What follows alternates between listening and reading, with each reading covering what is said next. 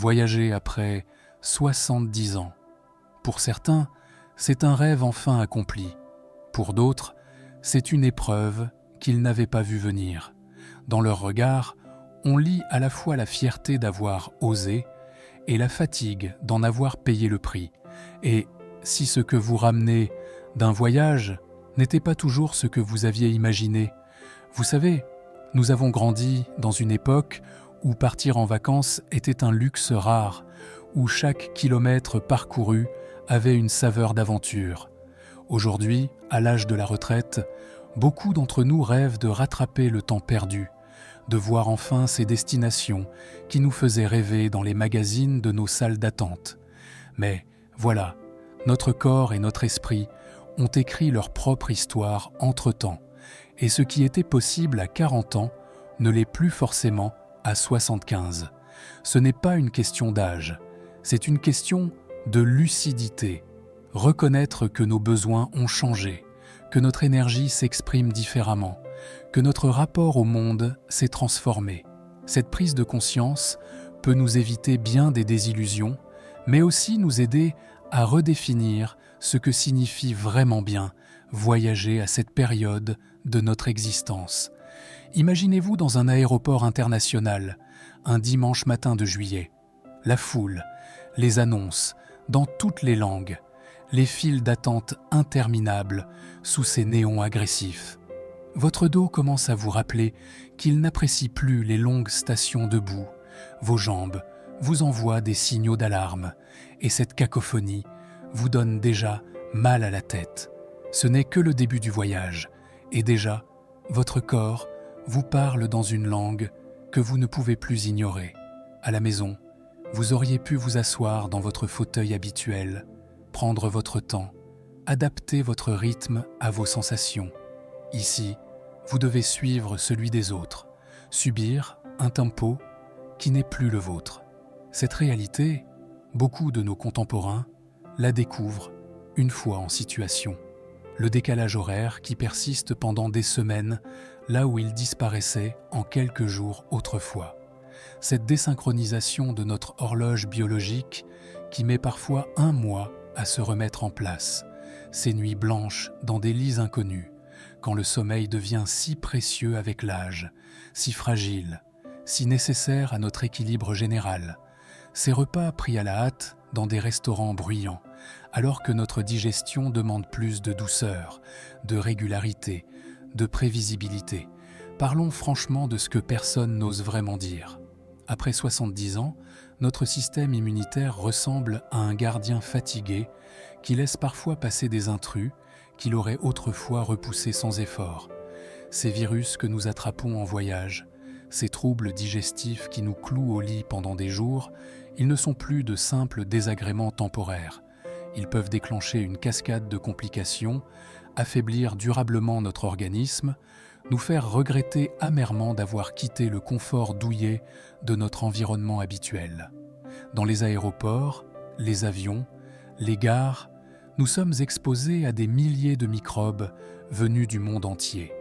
Notre organisme, habitué aux bactéries locales de notre quartier, de notre région, se trouve soudain confronté à des souches inconnues contre lesquelles il n'a développé aucune défense.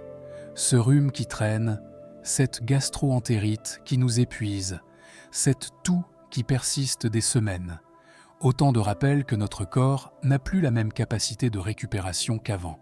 Et puis il y a cette dimension que nous sous-estimons souvent, la nourriture. Ces épices exotiques qui enflamment notre estomac devenu sensible, cette eau différente qui perturbe notre flore intestinale, ces horaires de repas décalés qui bouleversent notre métabolisme. À 75 ans, notre système digestif a ses habitudes, ses petites manies, ses exigences. Le bousculer brutalement peut avoir des conséquences qui dépassent largement le cadre du voyage. Si cette réflexion vous touche, si vous reconnaissez dans ces mots une vérité que vous ressentez au plus profond de vous, je vous invite à vous abonner à notre chaîne en activant la petite cloche de notification. Votre soutien nous permet de continuer à aborder ces sujets essentiels avec la sincérité qu'ils méritent, sans édulcorer la réalité ni tomber dans le catastrophisme. Vous serez ainsi averti dès qu'une nouvelle vidéo pourra vous apporter des éclairages utiles pour vivre sereinement et intelligemment cette belle période de votre existence. Revenons à cette question du corps qui change, qui vieillit, qui nous impose ces nouvelles règles. Vous souvenez-vous de vos premiers voyages en couple, dans les années 70 ou 80, quand vous pouviez marcher des heures dans les rues pavées de Rome ou gravir les innombrables escaliers du Sacré-Cœur sans même y penser. Vos jambes vous portaient sans effort, votre souffle était régulier, votre dos ne protestait jamais.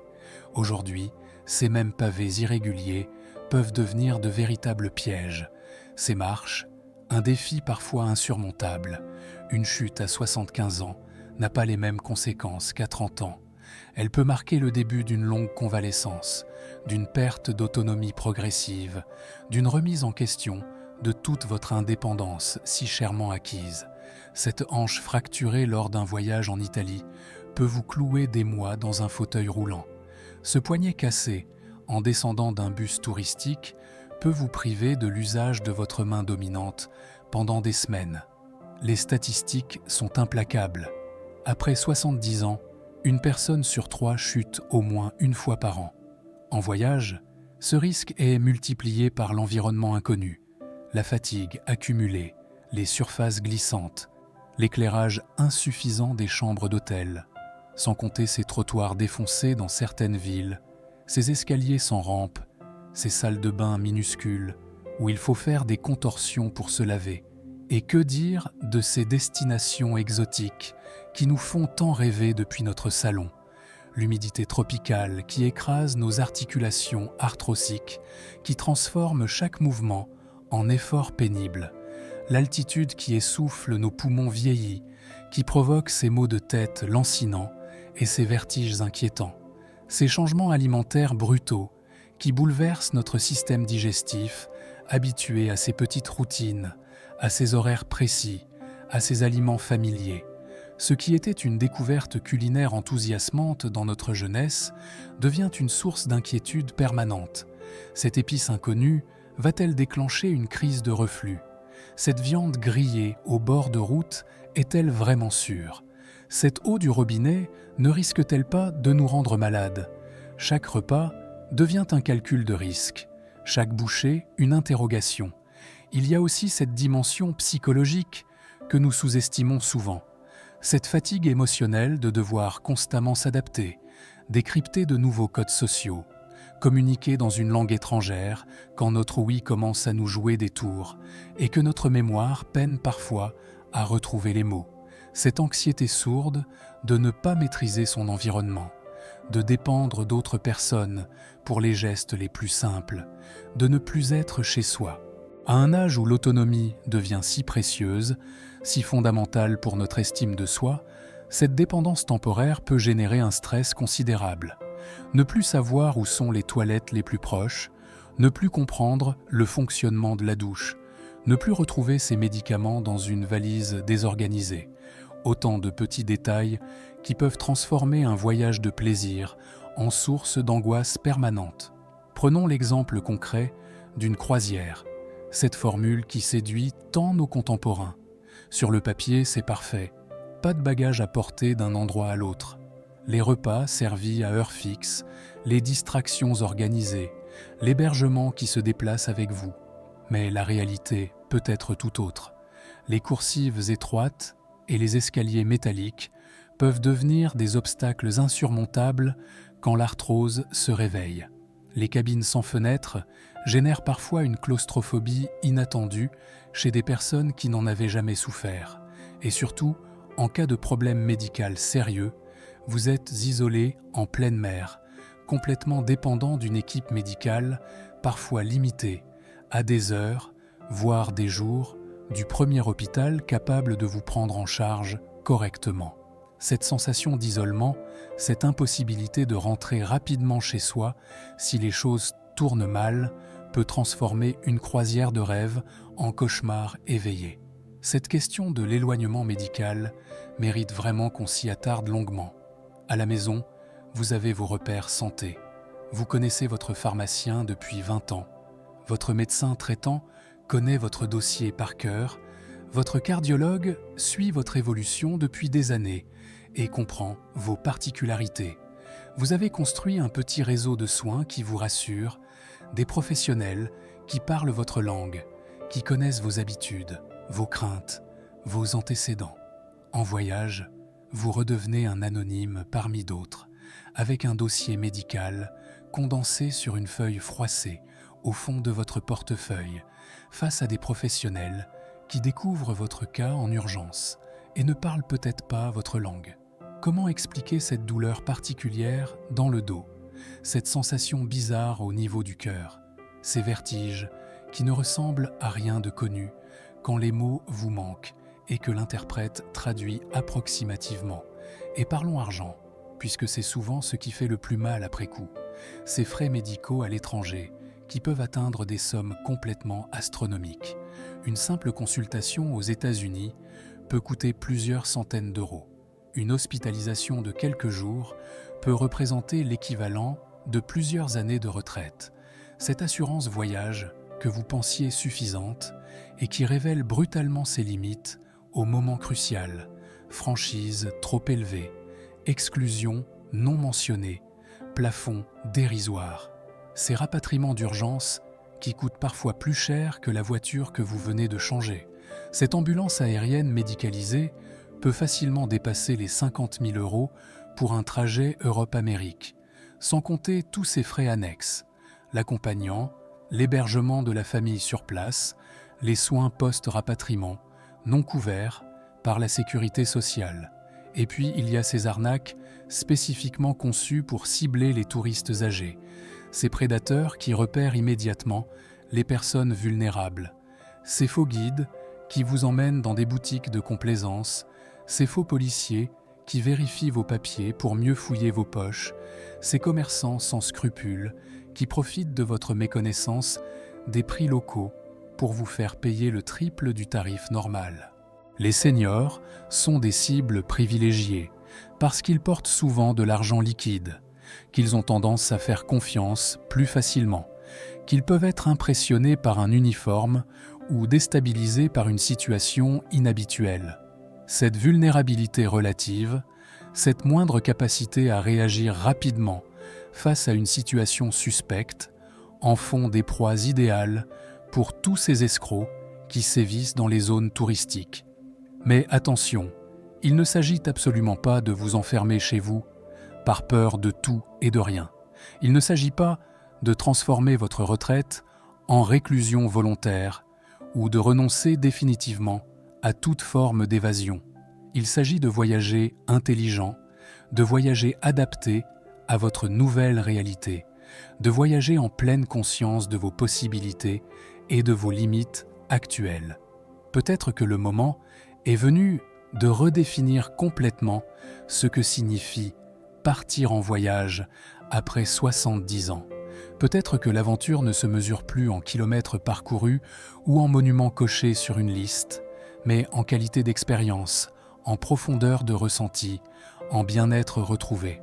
Pourquoi ne pas redécouvrir la France, ce pays que nous croyons connaître mais qui recèle encore tant de trésors méconnus, ces petites villes thermales où l'on peut se soigner tout en se changeant agréablement les idées, ces stations comme Vichy, Évian ou Bagnères de Bigorre, où les soins sont remboursés et où l'on peut prendre le temps de se reconnecter avec son corps dans un environnement médical sécurisé. Ces régions de moyenne montagne où l'air pur fait un bien fou sans les contraintes de la haute altitude. Le Jura, les Vosges, le Massif central offrent des paysages magnifiques à des altitudes raisonnables, avec des sentiers aménagés et des hébergements adaptés. Ces côtes moins fréquentées de Bretagne ou de Normandie, où l'on peut marcher à son rythme, sur des sentiers côtiers parfaitement balisés, en respirant cet air iodé si bénéfique pour les voies respiratoires. L'art du voyage après 70 ans, c'est peut-être celui de la proximité intelligemment réinventée. Choisir un lieu à 2 heures de route plutôt qu'à 12 heures d'avion fatigant. Privilégier le train qui permet de voyager assis confortablement, de se lever pour se dégourdir les jambes, d'admirer le paysage qui défile, plutôt que l'avion qui compresse, déshydrate et épuise. Optez pour des hébergements où l'on peut préparer ses repas selon ses goûts et ses contraintes alimentaires, plutôt que d'être tributaire des horaires et des menus de restaurants. C'est aussi apprendre l'art du voyage lent, du voyage contemplatif, du voyage qui nourrit l'âme plus que l'ego. Rester une semaine entière au même endroit, plutôt que de courir frénétiquement d'une ville à l'autre, en cochant des cases, sur un programme surchargé. Prendre le temps d'observer vraiment, de sentir les parfums, de rencontrer les gens du coin, de s'imprégner de l'atmosphère d'un lieu. Découvrir qu'un simple banc face à la mer peut offrir plus de plénitude qu'un programme touristique militaire. Cette approche demande un certain courage, celui de renoncer aux voyages spectaculaires pour privilégier les voyages nourrissants, celui d'accepter que notre période d'exploration frénétique soit derrière nous pour entrer dans une ère de découverte plus intérieure, plus paisible, plus profonde. Le courage d'assumer que nous n'avons plus rien à prouver à personne, ni à nous-mêmes. Et si le véritable voyage, à cet âge de la vie, consistait finalement à explorer notre propre territoire avec un regard complètement neuf, ces quartiers de notre ville que nous traversons depuis 40 ans sans jamais avoir pris le temps de les découvrir vraiment, ces musées locaux que nous remettons toujours à plus tard en nous disant qu'ils seront toujours là, ces jardins publics où nous pourrions nous promener chaque semaine en observant attentivement les changements de saison, en retrouvant ce sens de l'émerveillement que nous avions enfant. Alors, avant de réserver impulsivement ce voyage de rêve qui vous fait de l'œil depuis des mois sur cette brochure colorée, accordez-vous un vrai moment de réflexion honnête et bienveillante. Interrogez votre corps sans complaisance, mais sans sévérité excessive. Écoutez vos besoins réels plutôt que vos anciens désirs. Évaluez sereinement vos ressources physiques, émotionnelles et financières actuelles. Non pas pour vous décourager ou vous culpabiliser, mais pour voyager juste, voyager bien, voyager heureux et surtout pour rentrer chez vous avec l'envie de repartir plutôt qu'avec le simple soulagement d'être enfin de retour.